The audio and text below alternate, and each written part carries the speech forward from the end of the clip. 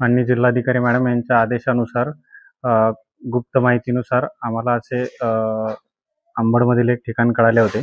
त्यानंतर निवासी उपजिल्हाधिकारी हातगल साहेब यांचे आदेश होते. त्यानंतर आम्ही अंबड येथे पोहोचलो असता आम्हाला ठिकाणाची कल्पना देण्यात आली. आम्ही या ठिकाणी बोरी रोडला अंबड येथे या गोदामामध्ये आलो असता इथे गोदामाला लॉक केलेला होता. लॉक केल्यानंतर आम्ही संबंधिताची चौकशी केली. चौकशी केल्यानंतर सदरील व्यक्ती हा अंबडचाच आहे असे माहिती मिळाली.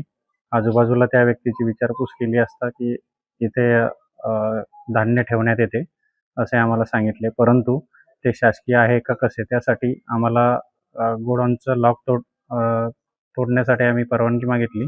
लॉक तोडण्यात आला. लॉक तोडल्यानंतर या ठिकाणी जवळपास 189 बॅग गहू हा प्लॅस्टिकच्या गोणीमध्ये आढळून आला. त्यानंतर 152 बॅग तांदूळ हा पण प्लॅस्टिकच्या गोणीमध्ये आढळून आला. तसेच या ठिकाणी वजन करण्याचं जे साहित्य वजन काटा 1-2 नग या ठिकाणी आढळून आले. त्यानंतर या ठिकाणी रात्री जवळपास 11-11:30 पर्यंत आम्ही चौकशी पंचनामा पूर्ण करून FIR दाखल संबंधित व्यक्तीवर FIR दाखल केला. सर यामध्ये गुन्हे कोणाकोणावर दाखल करतात? किती जण आहेत? यामध्ये सध्या एकाच व्यक्तीवर गुन्हा दाखल केलेला आहे. बाकी तपास हे संबंधित PSI करतील. संशयिताचं नाव काय आहे?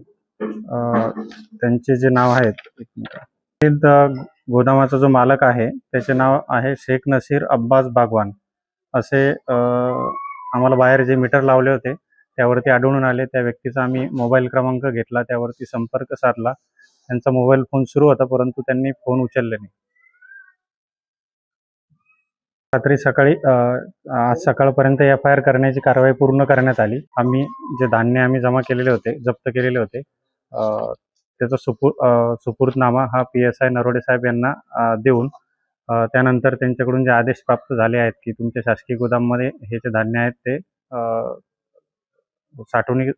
साठवणुकीसाठी ठेवून द्या व त्यानंतर आता सध्या जे धान्य आहेत ते शासकीय धान्य गोदामच्या गाडीमध्ये लोड करून हे शासकीय धान्य गोदामामध्ये ठेवण्यात येईल.